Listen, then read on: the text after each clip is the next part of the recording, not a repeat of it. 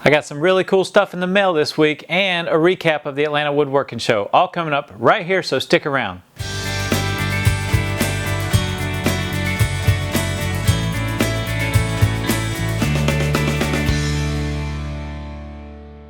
Welcome to another edition of Shop Talk. My name is Mike and I'd like to welcome you to my workshop. A couple of weeks ago I had a chance to go to the Atlanta Woodworking Show and I was able to get a little bit of video footage, although it was kind of difficult walking around amongst all of these really amazing and talented people to stay focused on filming.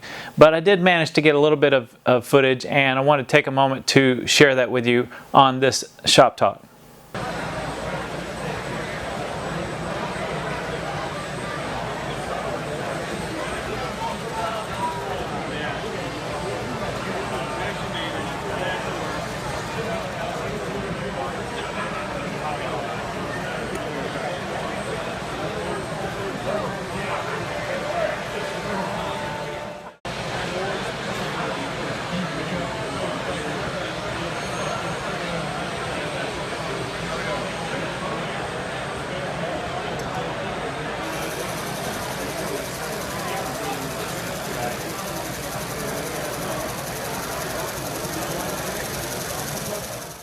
Feel the grip? Yeah. So number one trick is you do not apply any pressure. Let it do the work.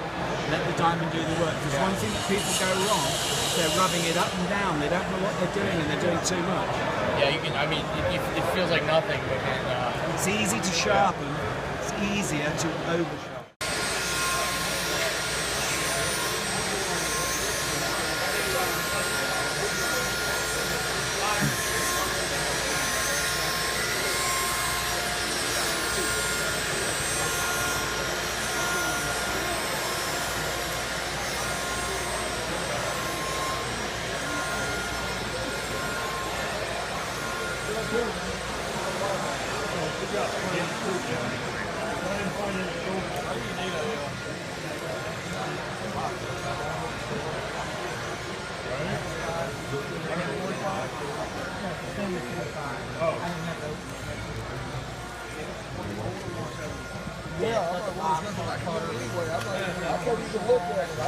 I'm not even at the house.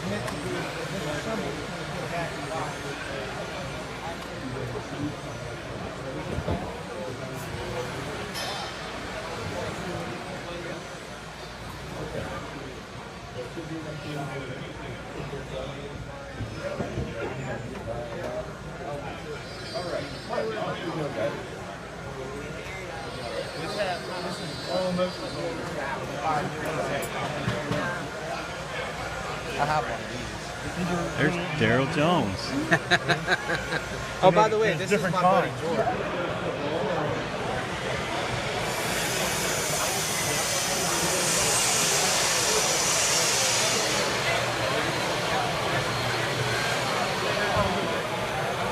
There's Tim the Woodworking Maniac. Yep. Had to say hi back home. Mike.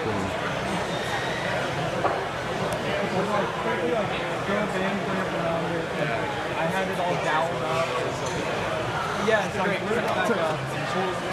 And then get two more ones like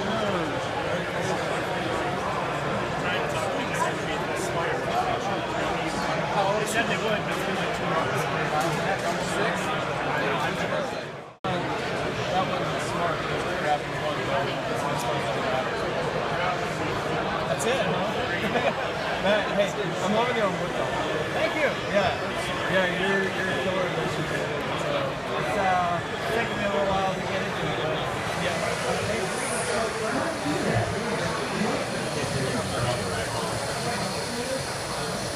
I think I'm okay this time.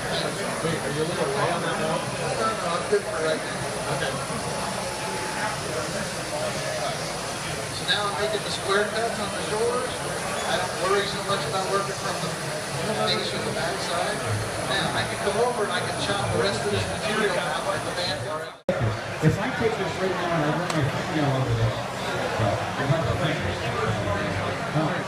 you can feel that this is really hard. That's it. This side a little up, that side perfect.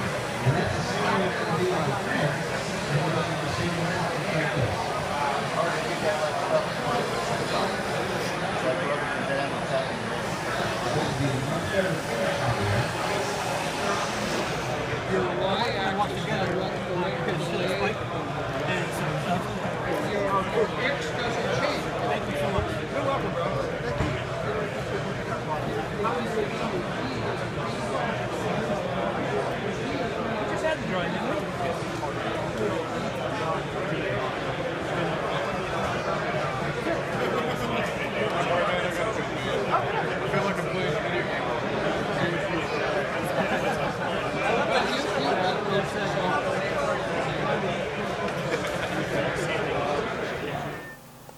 So as you can see, the place was really packed. I think Nick Ferry said in one of his updates it seemed like maybe an old Walmart or some sort of shopping center, a large grocery store of some sort. And they had the place packed with vendors. There were a lot of local woodworking companies that were there with some of their products for sale, as well as some of the big name tool vendors that were there, such as Jet, Powermatic, of course Lee Valley and Veritas had booths set up, and they were doing demonstrations with a lot of the hand planes. You could put hands on some of these tools and get used to them, as well as in the back they had even some folks selling various species of hardwood.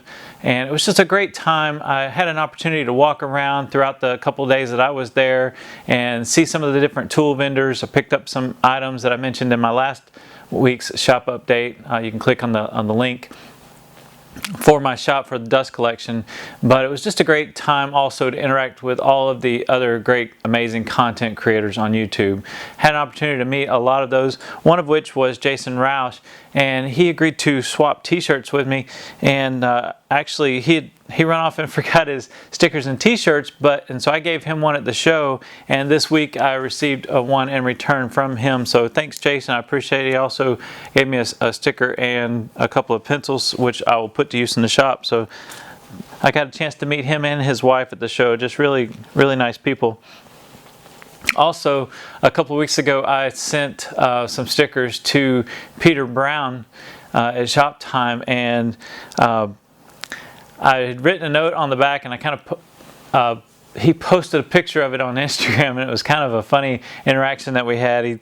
He basically said, "Don't tell me what to do," and it was kind of a joke, but I had written, don't melt these stickers down and put them in epoxy, although it would be kind of cool in epoxy. So of course Peter Brown buried my sticker in clear epoxy and sent it back to me. So I got a great paperweight, so thanks Peter, I really appreciate that. And he put the other sticker up on his sticker wall, so that is definitely something I was pretty excited to receive. So I'll get right to the stickers.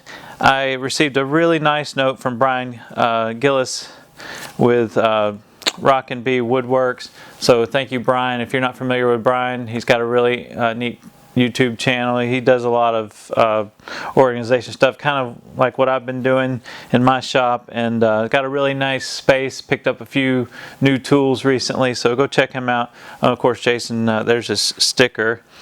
And I met this fella at the Atlanta show, Andy Birkey. If you're not familiar with him, he's of course on YouTube, and he's also got a podcast that he does with a couple other guys called Faking It, and I wasn't aware of that until I met him, so I just recently started listening to it. So check them out, listen to it. Andy's just a super nice guy. I really hit it off well with him. I enjoyed talking with him, so thanks for the really kind note and the sticker, Andy. Also, I've been seeing this sticker pop up around YouTube, Reaper Woodworks, and I got a nice note on the back from Mike. I didn't realize it, but Mike's last name is Grimm, hence the name Reaper Woodworks, but I'm sure he gets that a lot. I didn't know it, but so thanks for the sticker, Mike. And there's Peter's note to me telling me don't tell me what to do. I may have to frame that. Eric Martin with Eric Martin Woodworking. I follow him on Instagram, so thanks for the sticker, Eric. And of course, there's the Shop Time stickers from Peter. Another fellow that I met in Atlanta, and he's got his stickers now. Tyler at the Red Shed. Tyler's a super nice guy. Had a chance to talk with him, so thank you, Tyler, for the kind words and the sticker. I appreciate that. Dale over at Wacky Woodworks in New Zealand. Of course, Dale's been blanketing his letters and stickers out, so I was happy to finally receive one of those for the cabinet. So thank you, Dale. Keep up the good work in your basement there. And let's see, Bryant at Camille Woodworking sent me a nice note and a sticker. Bryant does some really nice work. I follow him on Instagram. Got to check his stuff out. And it only took 2 mailings to finally get some stickers to make them all the way to Ryan Naudel. I think I mispronounced that. Naudel. Ryan, of course, is on YouTube with Shop Built. If you're not following Ryan, Ryan is just a really talented woodworker. He builds a lot of shop jigs. He does a lot of handmade tools, and I've been watching him for probably a year and a half. Super nice guy. So thank you, Ryan, for the stickers. I appreciate that. And last but not least, I got a plethora of stickers from Braxton, Worthland, and of course several of them are the timber manufacturing, the saw blade there, and the Nevada, and a couple of other stickers there. So support local made. So thank you, Braxton, for those. I'm now in the Braxton Club, so I really appreciate it. I also got a lot of stickers from folks that I met in Atlanta, and I'm going to get those up on the cabinet as well. And I think between those and what I made, I may be pushing the limits of the front of my cabinet, so I'm probably going to have to come up with a new solution. But anyhow, I'm really looking forward to getting back in the shop, getting started again on some of the other organization projects that I have planned.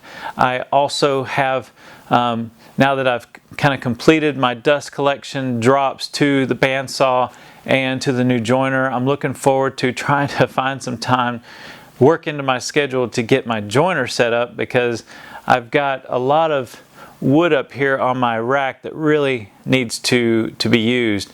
And I've got a number of projects that I'm hoping to get started on, one of which is a traditional workbench. I really have, for the last year, been considering building a traditional workbench. I've kind of gone back and forth.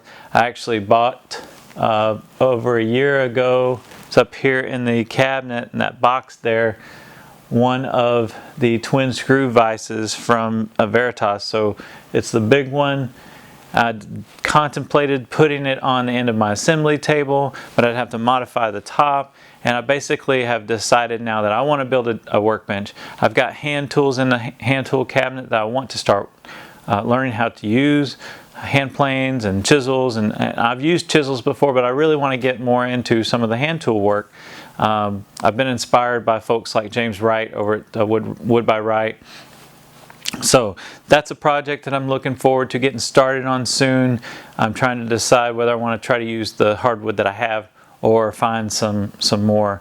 I'm thinking hard maple and walnut would be a really nice choice, but I have a hard time finding suppliers here locally for those types of wood. So I purchased the plans from the Samurai Carpenter. If you're not familiar with him, I'll leave a link in the description below for his channel, but he developed some plans for his workbench, and I really like the style of his workbench. I debated the split top Roubo, the Roubo workbench, but I think for my personal preferences, I wanted to go with the workbench that he built. So purchased those plans. Looking forward to getting started on that. May try to film some of that. I know there's a lot of videos out there of folks building their workbenches, so I'm not sure exactly how much of that I'll film. But appreciate you guys sticking with me. I did receive kind of a big milestone for me this past week. I hit 1,000 subscribers on YouTube, which just blows my mind. Again, I'm not looking to do this full time. I'm doing this as a hobby, but I have just really enjoyed these last 6 months. I think this makes 28, so basically about 6 months straight. I missed this past week of getting an update video out, but pretty much every week doing a shop update, just getting comfortable in front of the camera and talking to the camera. But I have met some really amazing people through YouTube and through Instagram and through interactions. So appreciate all the support you guys have been doing. If you're interested in purchasing one of my t-shirts, I still have some of those available, mostly extra large and black, which seem to be the most popular. So I made several of those. I brought I don't know, 8 or 10 back from Atlanta, and I've got a couple of grays as well. Or, you know, I will make them in different sizes. Right now, that's kind of the size that I have, mostly extra large. But if you have a particular size that you need, just shoot me an email. I'll be happy to make one and give you a price. Most of them up through extra large are $15.95 shipped to your door, and I clear about $2 per shirt for my time. But so let me know. Also have stickers. Mail me a sticker, I'll reciprocate and get you one back. And if you would like a sticker, send me a self-addressed stamped envelope and I'll mail you a couple stickers as well. That's about all I have for you. This shirt is Zach's from Real Southern Ginger. I met Zach in Atlanta. He lives in the Atlanta area, and he also has a YouTube channel doing some pretty cool stuff on his channel, so go check him out. I'll leave a link in the description below. There's going to be a pile of links to channels, but really some great makers out there. So thanks for sticking with me, guys. We're going to get the stickers up on the cabinet, but if you like this update, give me a thumbs up, and I'd appreciate it if you subscribe to my channel. I've got plans for more shop projects, organization type projects, and moving into some build videos this year. So thanks for watching. Roll the sticker music.